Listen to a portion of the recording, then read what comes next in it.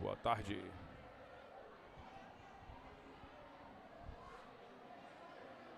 Boa tarde, galera. Meu nome é Rezende, eu sou presidente da AGG, Associação Brasileira de Geeks e Gamers. A gente está aqui para apresentar para vocês nosso querido Alexandre. Nós tínhamos uma palestra agora para poder apresentar a associação para vocês, só que a gente está recepcionando nossos queridos alunos aqui no meio das arquibancadas.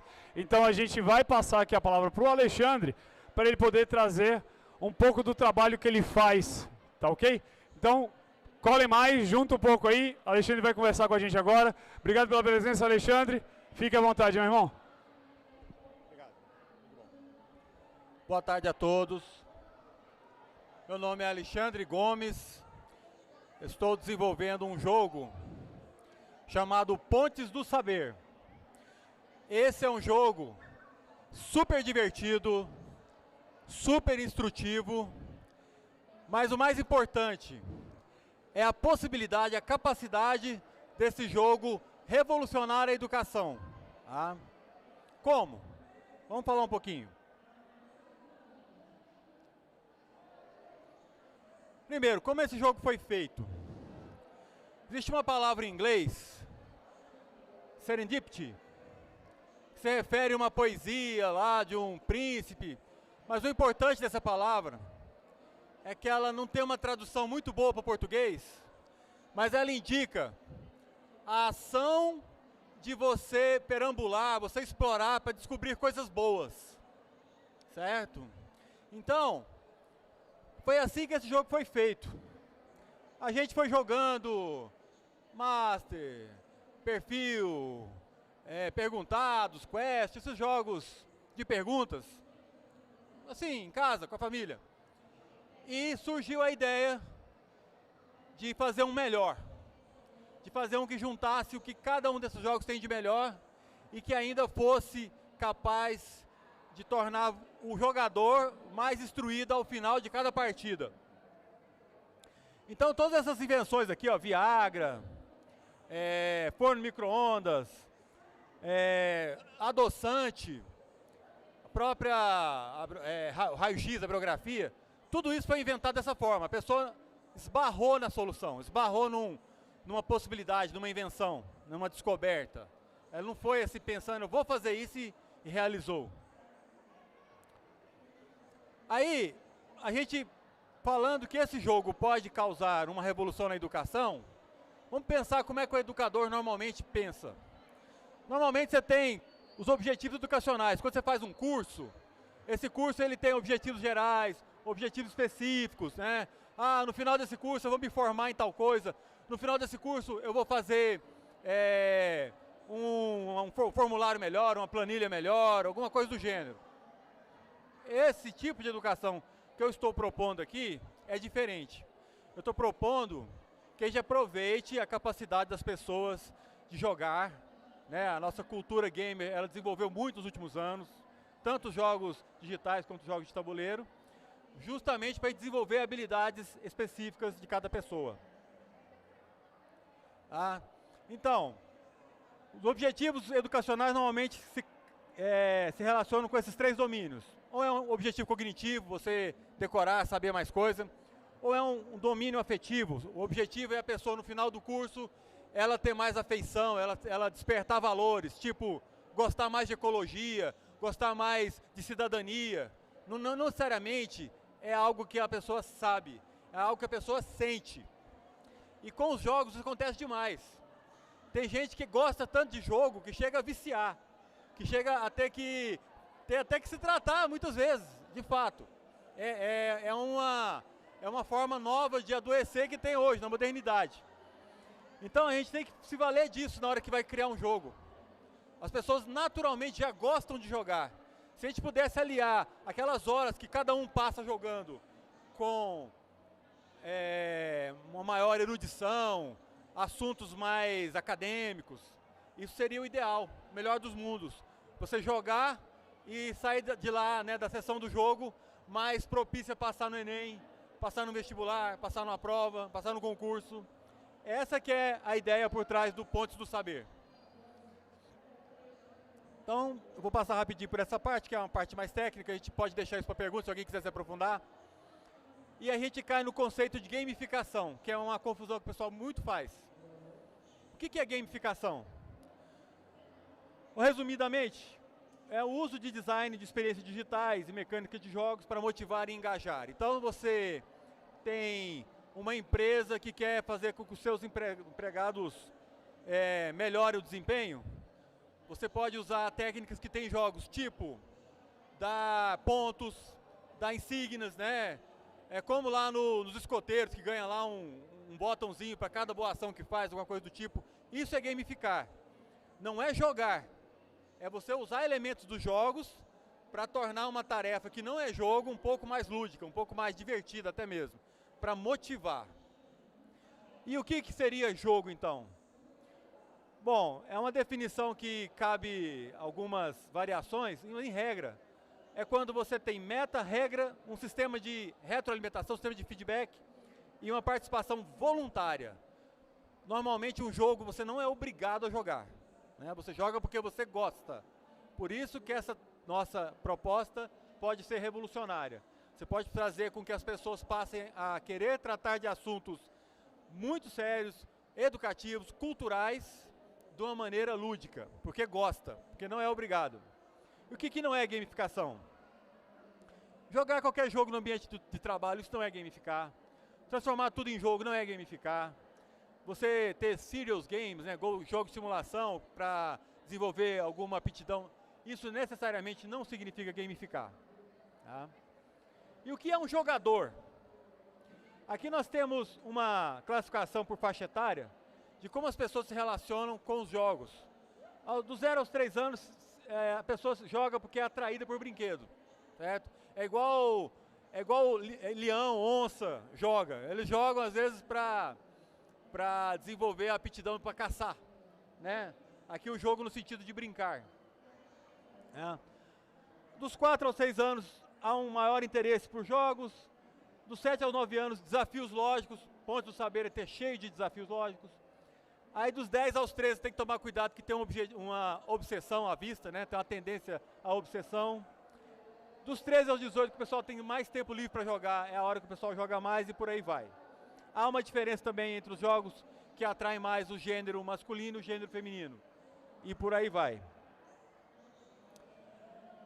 Nós dividimos então os jogadores nesses quatro quadrantes. Nós temos os jogadores que são mais matadores, né? Que gostam de jogo de tiro, tal, tipo tiro, porrada e bomba, né? Aqueles filmes de ação. A gente tem os jogos dos realizadores, que têm um objetivo claro ao final de uma jornada.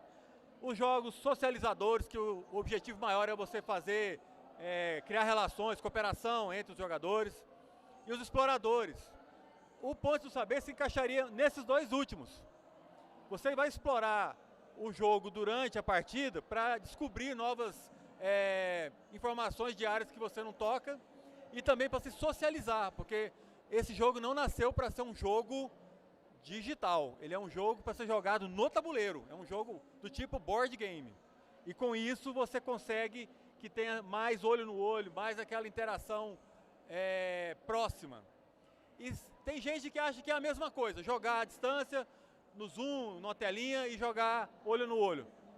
Tente pedir para alguém deixar você passar no trânsito, abrindo a janela e sem abrir a janela, que você vai ver a diferença do olho no olho.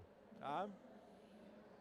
Aqui nós vemos então o percentual, segundo a literatura que está até indicada no final, a literatura consultada, dos estilos de jogadores. O pessoal do mata-mata é menos que 1%. O pessoal que gosta do tiro, a juventude acha vibrante lá, pegar a bazuca, destruir tudo, mas isso é menos que 1% do estilo dos jogadores. A maioria é do tipo socializador.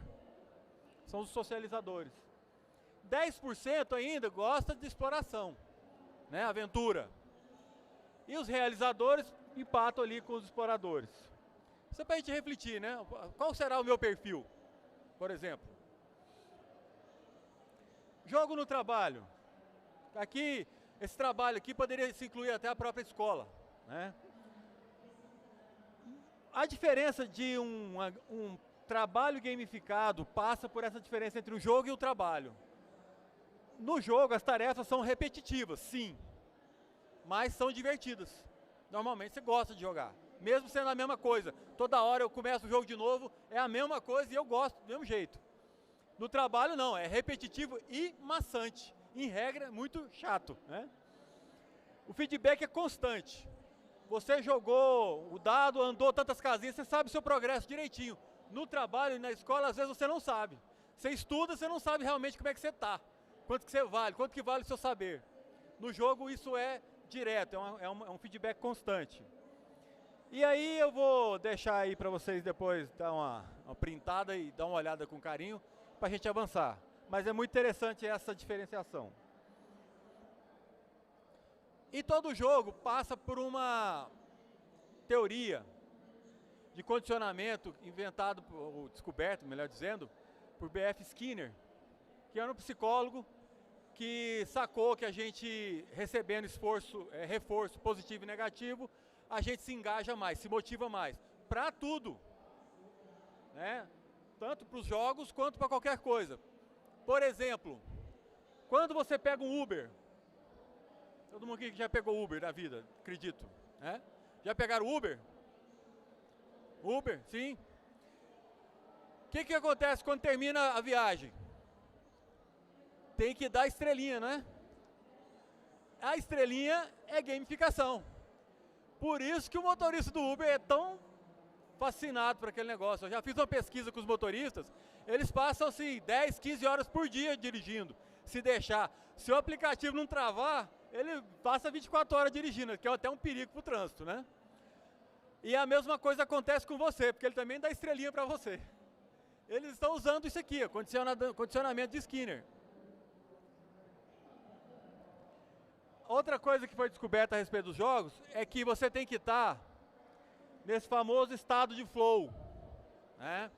O jogo não pode nem ser difícil demais, nem ser fácil demais. Ele tem que ser um desafio para você. Mas ao mesmo tempo, se o desafio for muito grande, for muito difícil, você fica ansioso.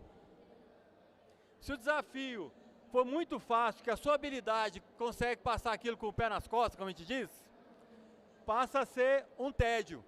E aí você larga o jogo. Você tem que achar o equilíbrio. Um estado que você fica tão,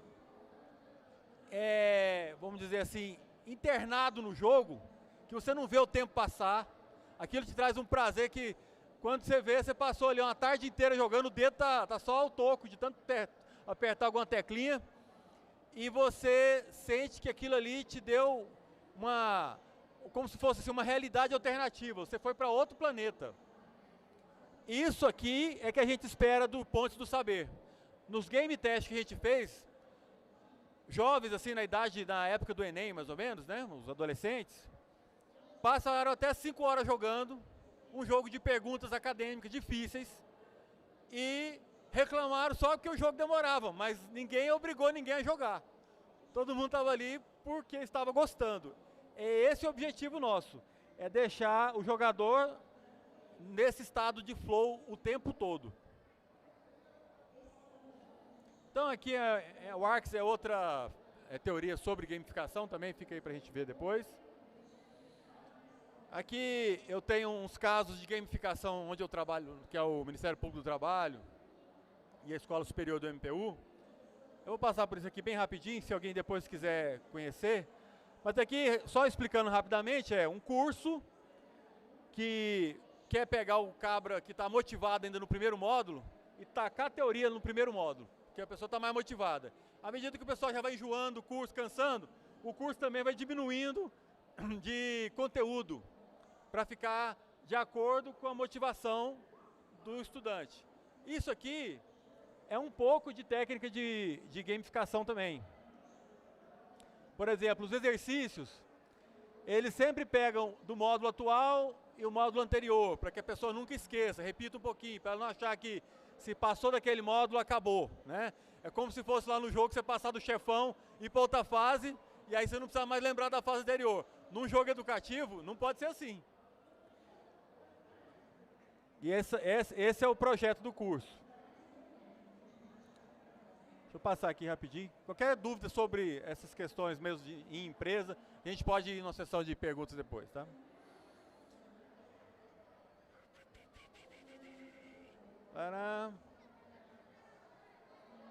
Aqui, a questão dos emblemas que eu falei para vocês, né? Esse aqui é um caso real, um curso de docência para professores internos que vão dar curso online lá no Ministério Público, em que a gente dá os emblemas, né? Que seria como se fossem medalhinhas. Aí o aluno fez a primeira pergunta, quebrou o gelo, vai lá e ganha uma medalha. E isso aqui motiva pra caramba. Pode pensar que não, que é só umas figurinhas, mas na verdade era um curso super elogiado, embora o conteúdo fosse denso e difícil. Aqui no mesmo curso, isso que vocês estão vendo aqui não é uma montagem para a nossa apresentação aqui não. Isso aqui é uma simulação durante o curso. Essa personagem aparecia lá com essa carinha de personagem de quadrinhos, né, balãozinho de diálogo, uma coisa que a gente associa muito mais com coisas lúdicas, né? Mas era para tratar de conteúdo sério e ela servia como uma assistente. Até os exercícios também continha esse tipo de personagem. Aqui um chatbot que quando você vai fazer uma avaliação de reação no curso, termina o curso, você vai lá e vai falar se o curso foi legal, em vez de vir um formulário, você conversava com uma espécie de um chat GPT da vida, e aí ele perguntando, e aí, quantas estrelinhas você dá para essa parte do curso e tal, como Uber. Tudo isso aqui é para a gente ver que o Pontes do Saber veio dessa cultura educacional, inclusive corporativa. Aqui outros cases lá da mesma empresa. E vamos falar agora um pouquinho do Pontes, da diferença desse jogo. Deixa eu ver se eu consigo pegar aqui o jogo. Desse jogo para outros jogos do gênero, né? Esse é o Pontes do Saber.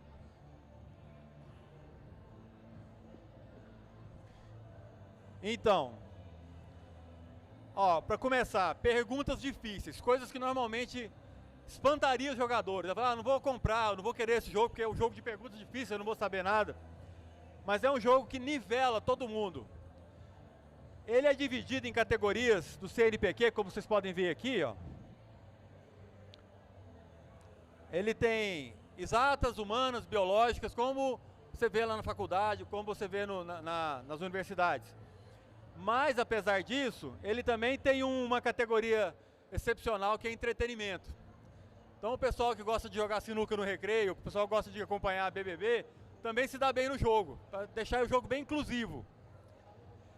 E se caiu lá no dado de categoria, caiu lá biológica, se tem um médico jogando do seu lado, você fala, de biológica ele vai saber todas. Não vai, porque vai ter pergunta difícil para ele também. Fala, mas se tem pergunta difícil, como é que eu vou responder, ou ele vai responder? Aí entra a questão das categorias, desculpa, no segundo item aqui, opções de resposta. Sempre tem 4 opções de resposta para você poder chutar. Você não tem que saber a resposta de memória sempre. Então, perguntou lá, quem descobriu o Brasil?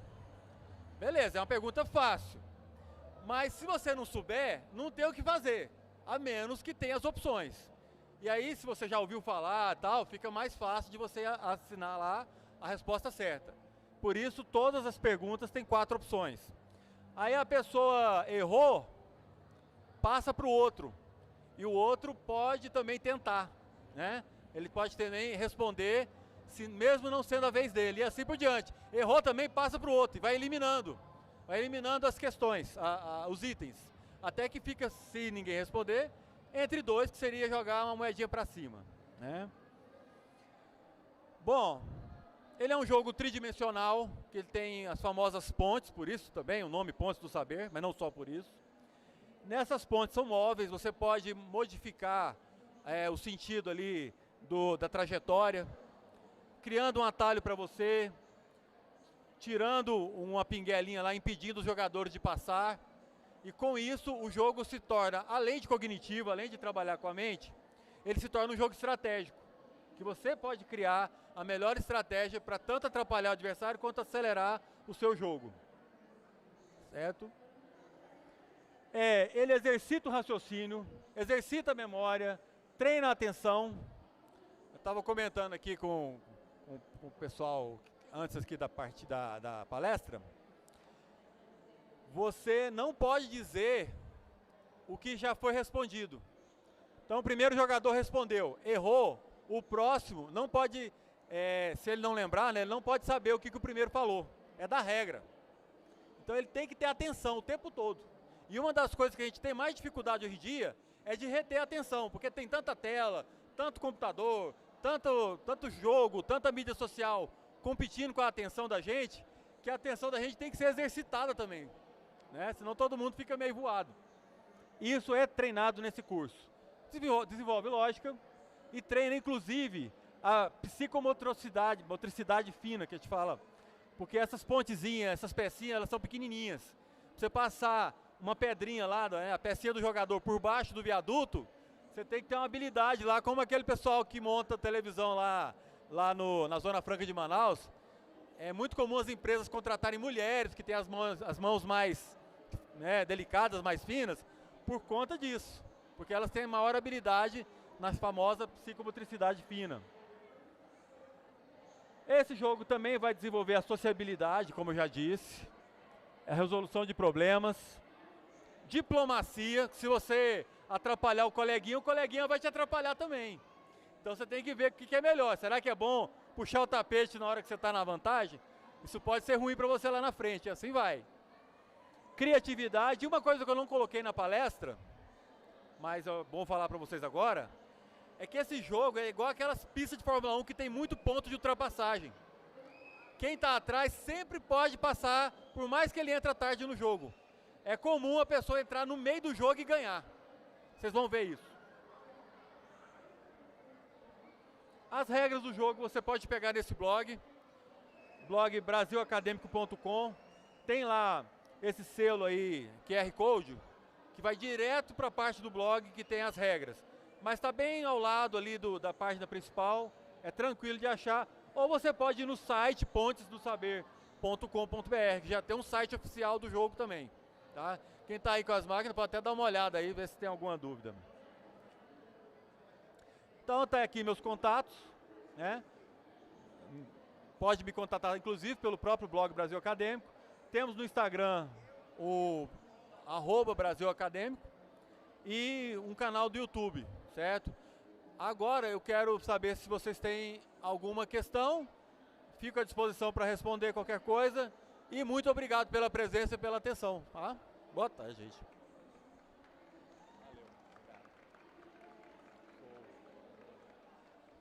Então, microfone aberto.